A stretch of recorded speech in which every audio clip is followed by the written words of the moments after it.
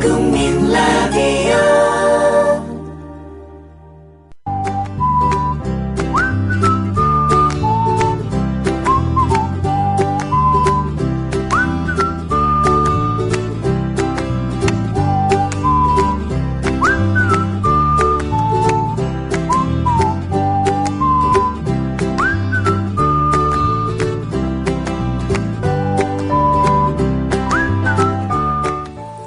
대통령 연설을 전국에서 동시에 볼 수 있는 시대입니다. 말을 알아듣지 못하는 사람이 아닌다며야 내용도 얼추 이해합니다. 조선시대에는 어땠을까요? TV나 라디오가 없었으니 파발을 띄우고 방을 붙여야 비로소 전달됩니다. 그나마 글을 아는 양반들이 읽고 이러저러한 내용이라고 전해주는 걸 듣는 거죠. 소통에 시차가 발생합니다. 세종은 이런 불편함 때문에 백성들이 억울한 일을 당할 수 있다고 생각했던 모양입니다. 이두가 아닌 한글을 창제하게 됩니다. 그렇다면 세종은 조선 최초로 매스미디어의 개념을 수립했다고 봐도 되겠습니다. 이조실록을 접하기 부담스러우니까 오늘은 김준혁 교수님의 안내에 따라 다이내믹한 세종의 통치 속으로 들어가 보겠습니다. 이번에 책 내셨다고요? 예, 신간을 냈는데 나의 한국 현대사라고 제목이. 이제 이 책은 나의 한국 현대사니까 시대 구분을 내가 있기 전과 내가 있은 후 이렇게 해서 1959년부터 2014년까지 55년의 기록. 박정희 시절에 대한 평가도 좀 있을 것 같고 촌평들 좀 해주시죠. 전두환은. 유신체제의 지극히 불필요한 연장. 노태우는? 왜 있었는지 모르는 정부라고 일반적으로 얘기를 하지만 의외로 네. 가장 저평가된 대통령이라고 봐요. 네, 김영삼 네. 대통령 같은 경우도 많이 했잖아요. 욕을 먹지만. 예, 김영삼 대통령은 그도 한때 정말 멋지고 빛나는 때가 있었다. 그렇죠. 그리고 이제 그 후에 김대중 대통령이죠. 우리 한국 현대사에 자기의 인격을 가장 깊이 각인시킨 인물이 박정희, 김대중 두 사람이다. 사실 오늘의 대한민국은 리더를 기준으로 본다면 이 두 분이 만든 나라라고 해도 좋을 정도 아니겠냐 그렇게 봤죠. 이명박 대통령은 언급할 가치가 별로 없더라고요. 4대강 말고는. 네. 예. 뭐 노무현 대통령에 대한 평가는 생략하겠습니다. 그 별로 너무 객관적일 것 같지 않아가지고. 예, 그 아무래도 그렇죠. 나의 한국 현대사 1959년부터 2014년 55년의 기록 도서출판 돌베개에서 펴냈습니다.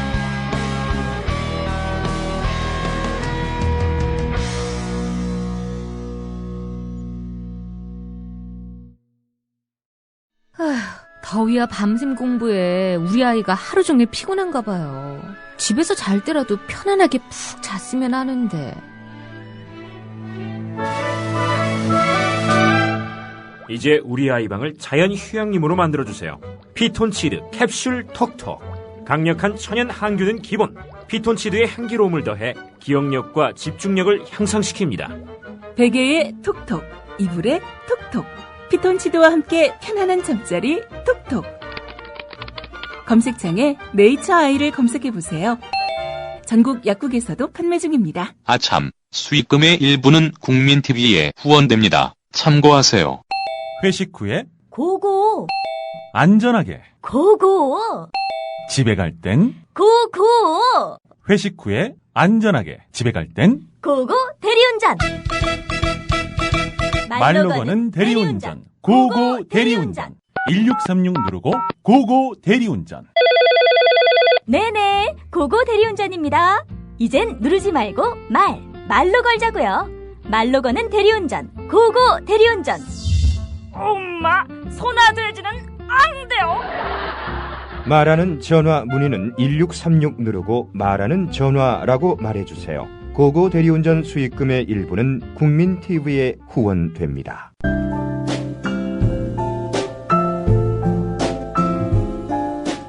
뇌에는 근육이 없습니다. 책은 섹시한 뇌를 위한 체육관. 국민 라디오 전영권의 30분 책 읽기. 네, 말씀드린 대로 김준혁 교수님 모셨습니다. 안녕하세요. 예, 안녕하세요.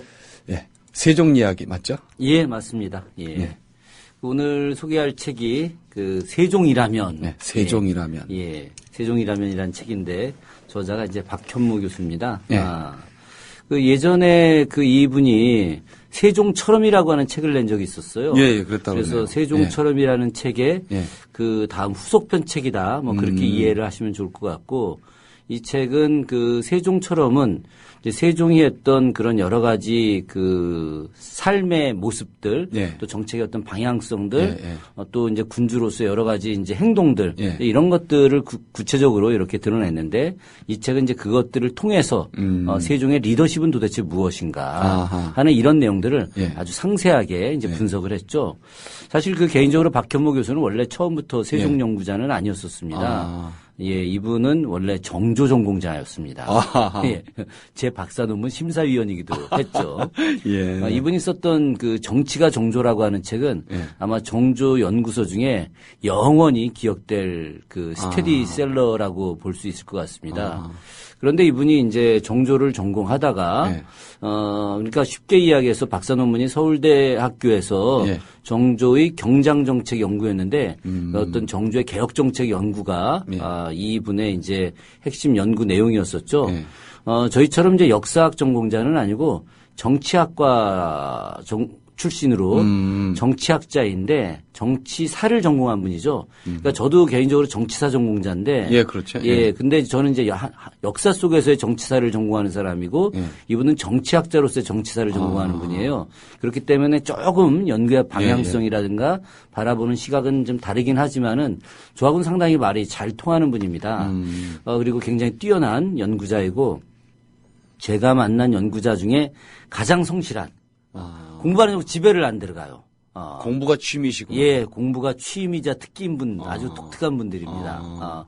굉장히 성실한 분이고 그래서 제가 그 사모님한테 남편이 이렇게 공부한다고 안 들어오면 안 내쫓냐 그랬더니 뭐 본인이 이렇게 공부 열심히 하겠다는데 어떻게 하겠느냐. 제 마누라 같은 경우는 뭐 제가 좀 공부한다고 연구실에 좀 늦게 있으면 빨랑 와! 어디 또 가서 또 술 먹을 거지? 뭐 이제 이런 이야기 하는데 어쨌든 좀 다른 분이긴 합니다. 그런데 이분이 정조를 전공하다가 세종으로 넘어갔어요. 왜 그러냐면 정조가 갖고 있는 굉장히 좋은 장점들도 많은데 아주 우연치 않게 세종실록을 보다 보니까 이제 정조의 모델이 세종이거든요. 그래서 그러면 정조가 왜 이런 정책을 했을까 하고 다시 세종을 건너가서 보다 보니까 세종의 어떤 리더십, 국정운영 능력 이런 것들이 너무 탁월했던 거예요.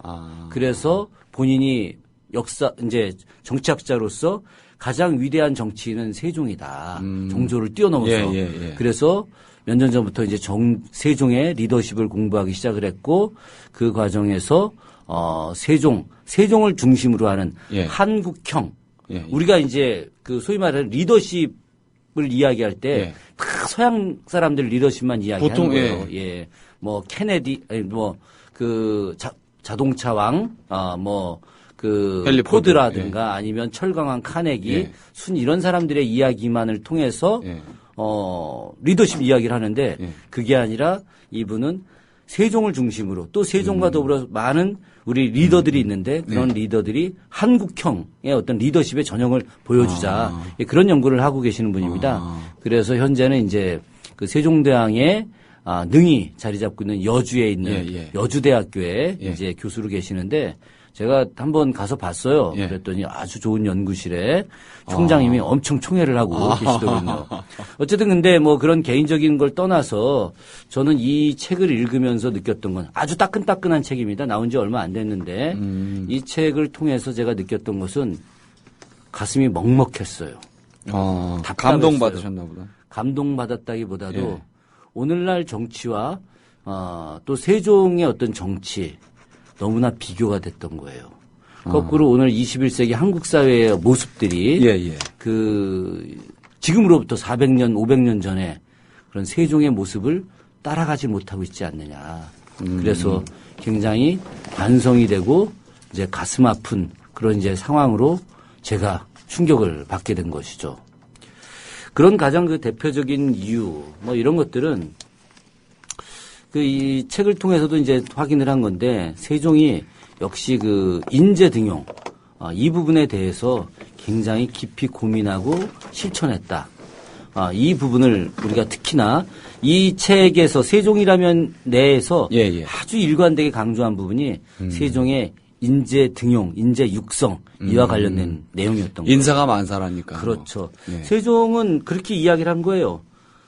득인, 위최, 그러니까 사람을 얻는 것, 네. 득인, 예. 그것이 최고다. 최고다, 최우선이다. 이제 그렇게 이야기를 하는 것이죠. 그러니까 인재를 선택하는 방법들, 예. 또 인재를 골라내는 방법들, 뭐 이런 부분에 있어서는 뭐 탁월하다 그렇게 이야기할 수 있는 거죠. 최근에는 뭐 너무 잘 아시다시피 인재 고르기가 좀 어렵지 않습니까, 그죠?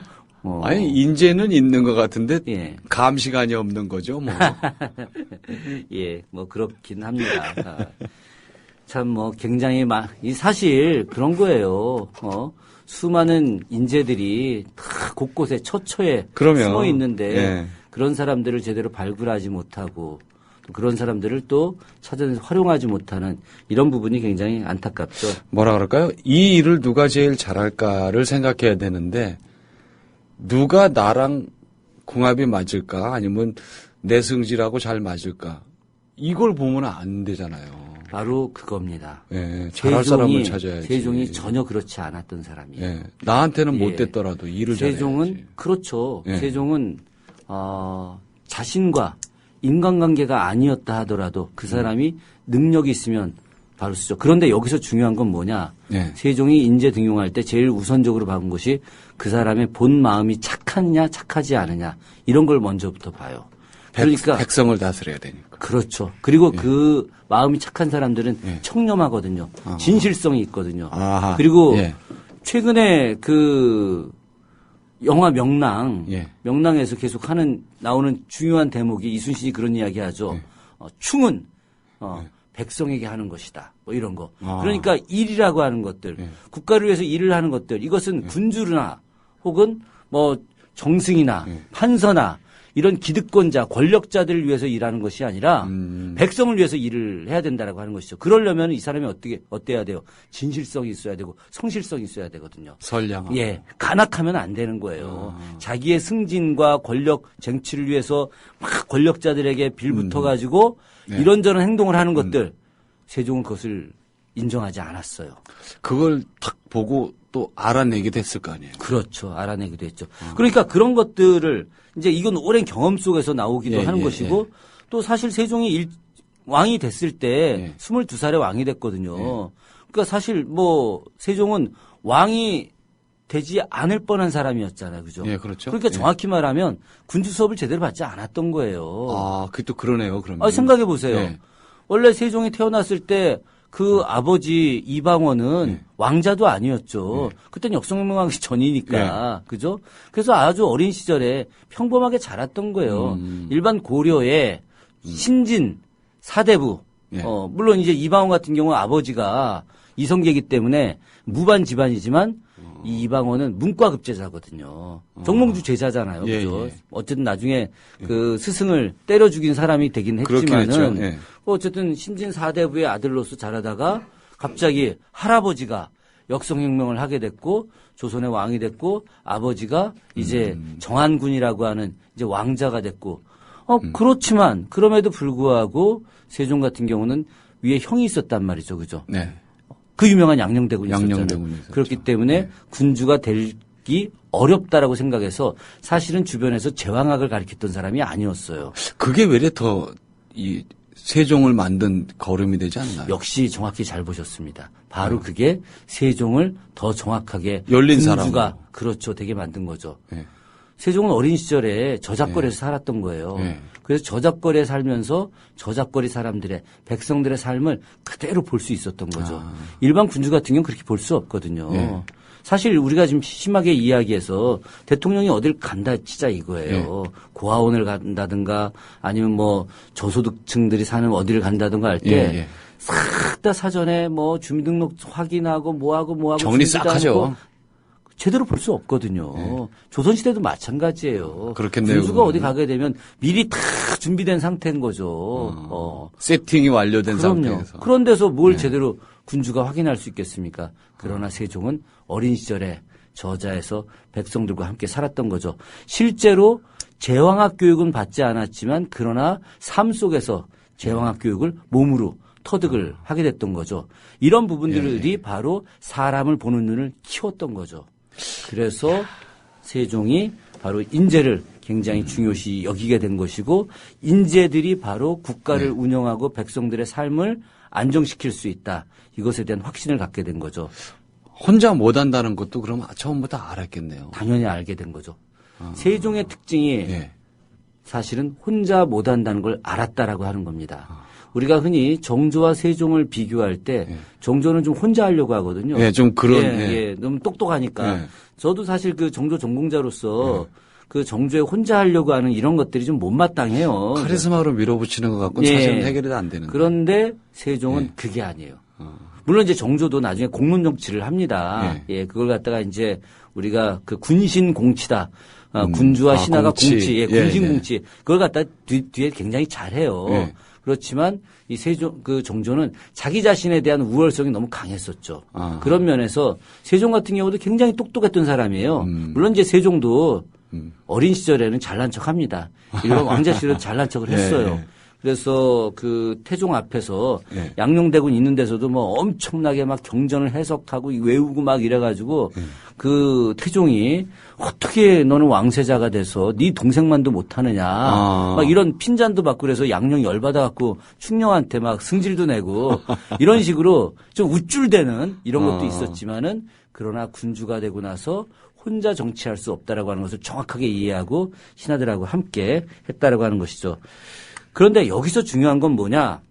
이 세종대에 아주 무서운 게 있었어요. 어떤 게 있었냐면 세종에게 간하는 정치인들. 그러니까 세종이 모든 걸 다 완벽하게 할 수는 없을 거 아닙니까? 그렇겠죠. 아니 세종도 인간인데 때에 따라서 실수도 할 거 아니겠습니까? 그죠?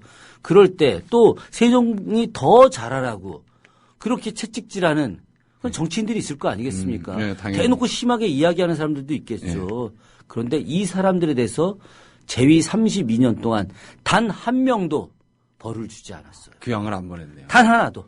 뭐 귀양은커녕 성질도 내지 않고 그리고 그 사람들을 뭐 좌천을 시키지도 않고 유배를 보내지도 않고 이건 정말 놀라운 일이에요. 그러네요. 그러니까 다른 군주들 같은 경우는 이제 그런 겁니다.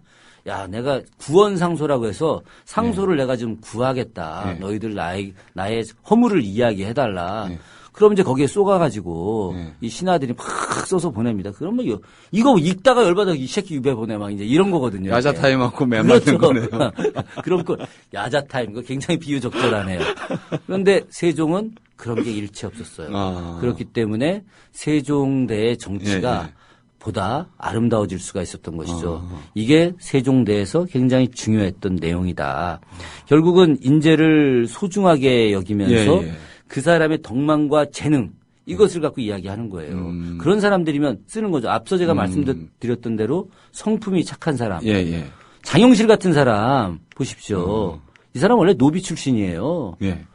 만약에 그 뒤에 장영실 같이 천재 과학자가 있다 하더라도 그 사람이 노비였다면 썼겠습니까? 다른 데에서는 뭐 안 썼겠죠. 불가능하죠. 있을 수도 없는 일이죠.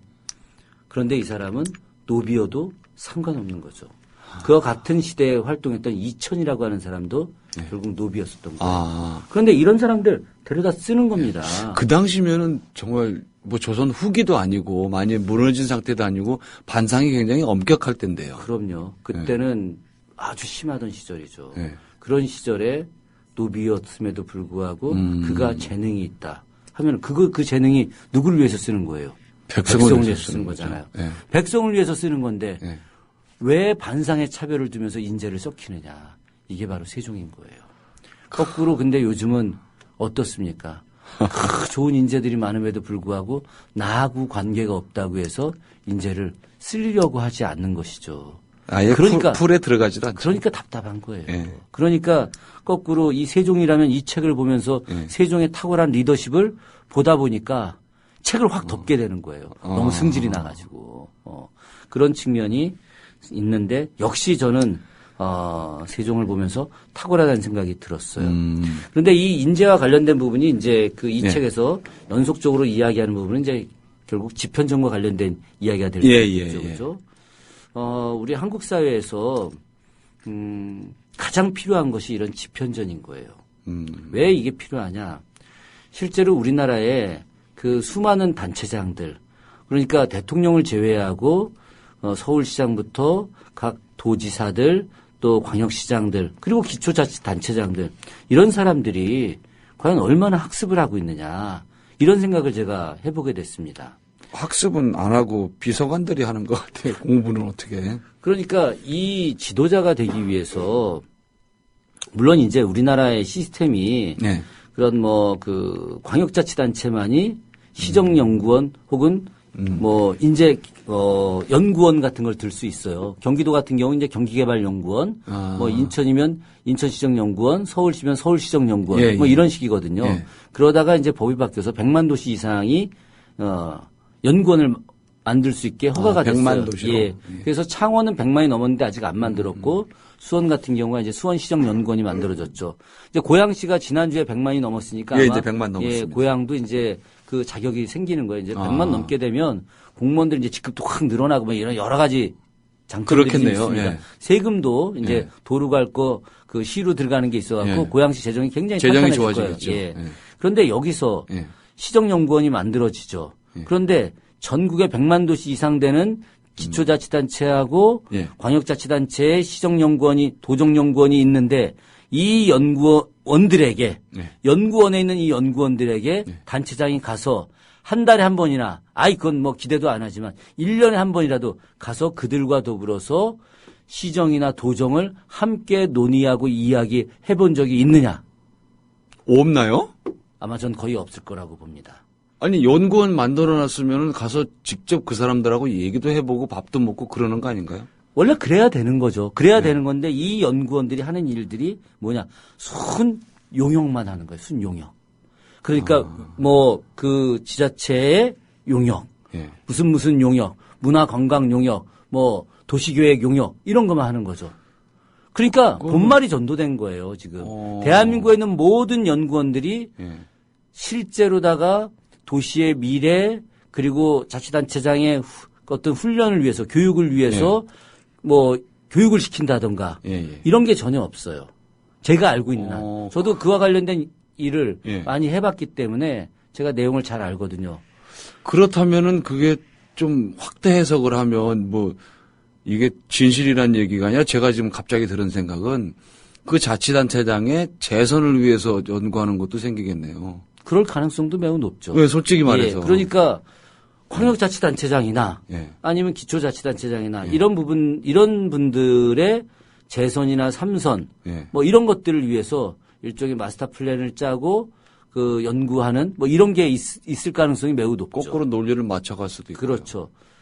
세종은 집현전에서 전혀 이런 일을 하지 않았어요. 물론 이제 이 사람이 재선, 삼선할 이유가 없는 사람이니까. 그런 건 없지만. 그러나 세종은 일주일에 한 번씩 집현전 학사들과 토론을 합니다. 집현전 학사들과 함께 같이 책을 이야기하고 그 책 속에서 새로운 것을 풀어내는 것이죠.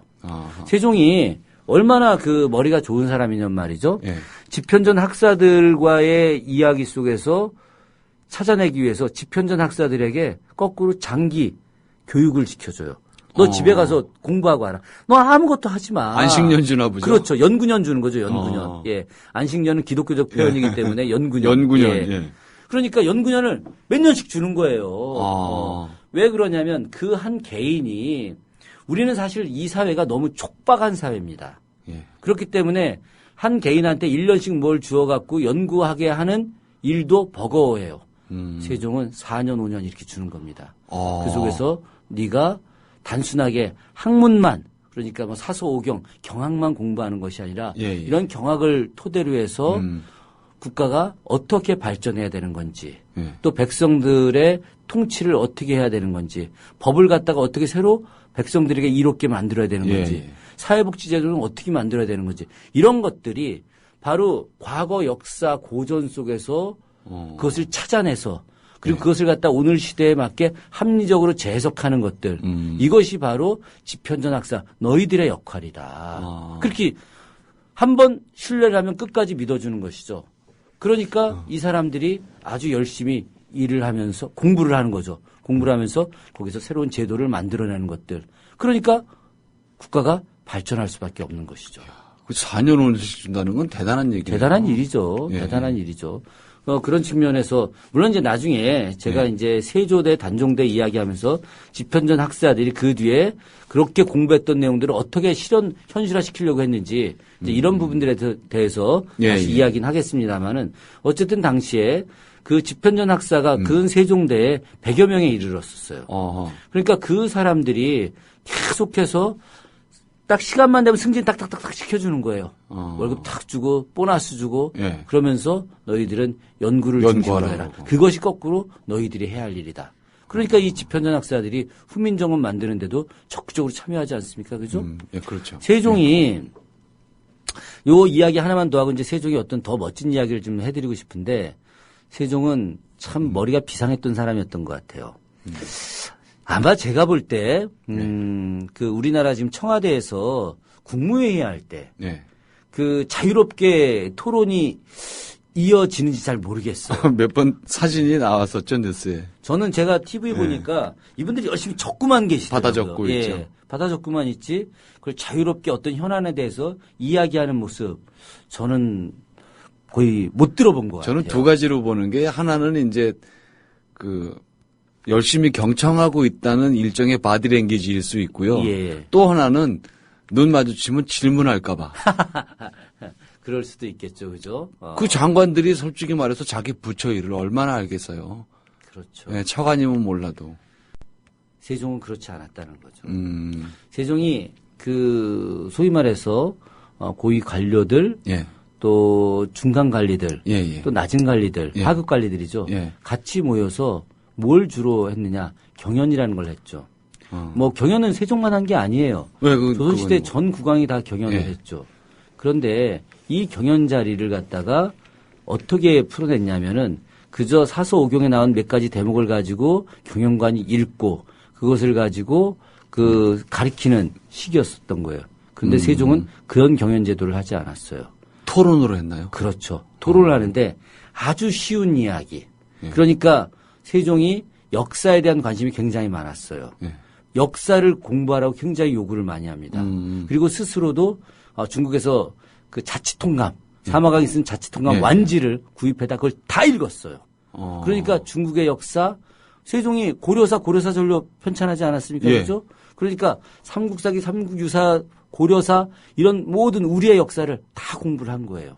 이렇게 역사 공부를 많이 한 군주가 정조하고 세종밖에 없어요. 이렇게 공부를 된 역사 이야기를 자연스럽게 경연 시간에 꺼내는 겁니다. 그 신하들이 공부를 안 할 수가 없네요. 그렇죠. 아니 근데 또 이 역사 이야기는 흥미롭고 재미있지 않습니까? 그죠? 신하들 다 한두 마디씩 할 거 아닙니까? 아 그땐 이랬고요, 그땐 이랬고요, 뭐 이러면서 흥미롭게 이야기를 꺼내는 거죠. 그 속에서 자연스럽게 지금의 현실 문제. 야 근데 이 문제가 오늘 우리가 이런 게 생겼는데 과거 역사에서는 그때 이렇게 저렇게 해결하지 않았냐? 그러면 죄다 한두 마디씩 하는 거죠. 그러면서 그럼 이 문제를 푸는 방식은 뭐냐? 그러면 이제 신하들은 이제 편하게 거기서 이야기를 하는 거예요. 그러니까 경연이라고 하는 이 시간이 단순하게 군주의 그런 그 학문을 배우는 군주에게 학문을 가리키는 이런 시간이 아니라 그 속에서 역사 이야기를 부드럽게 하면서 공부도 하면서 자연스럽게 또 학문도 공유를 하겠죠. 공유하면서 자연스럽게 그 시대의 문제를 해결하는 가장 중요한 논의기구로서 만들어지는 거죠. 현안 토론까지. 그렇죠. 야. 그러니까 더 멋지게 일이 풀어지는 것이죠. 역시 세종. 세종이라면이 아니라 역시 세종이라고 해야 되겠네요. 글쎄 말이야. 이 책 제목을 그러면 역시 세종이라면 이렇게 바꿔달라고 할까요? 바꾸라고 해야 될 것 같습니다. 세종에 대한 이야기. 오늘은 여기까지 듣고 나머지는 내일 시간에 마저 듣도록 하겠습니다. 오늘 교수님 고맙습니다. 예, 고맙습니다. 네. 자, 나라는 백성으로 근본을 삼고 백성은 먹을 것으로 하늘을 삼는다. 정도전의 말입니다만 세종이 애용했다죠. 제위 26년인 1444년에 지방 수령들에게 내린 교시랍니다. 헌데 MB는 백성, 즉 민중의 심리를 악용했습니다.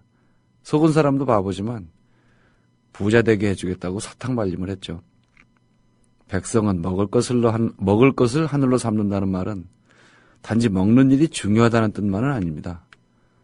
군왕은 최소한 백성이 굶주리는 일은 없게 해야 마땅하다는 뜻일 겁니다. 서경에는 생생지락이라는 사자성어로 나옵니다. 백성들이 생업에 종사하면서 즐겁게 살게 한다는 뜻입니다. 이게 바로 세종 통치의 중심이었던 겁니다. 백성이 굶주리지 않게 한다는 기본을 넘어서서 즐겁게 살도록 하겠다는 의지죠. 남의 나라 이야기처럼 들리십니까? 저도 그렇습니다. 우리 선조 중에 이런 분이 계셨는데 지금은 왜 또 이 모양인지 오라통이 터질 지경입니다. 그리워해서 될 일 아닙니다. 이런 철학을 가진 사람이 정치를 하도록 길을 터줘야 되고 정치판에 들어가서는 이런 철학이 없으면 버틸 수 없게 만들어야 합니다. 결국 절반 이상이 우리 책임인가요? 무거운 마음으로 마무리합니다. 지금까지 30분 책 읽기 전원관이었습니다.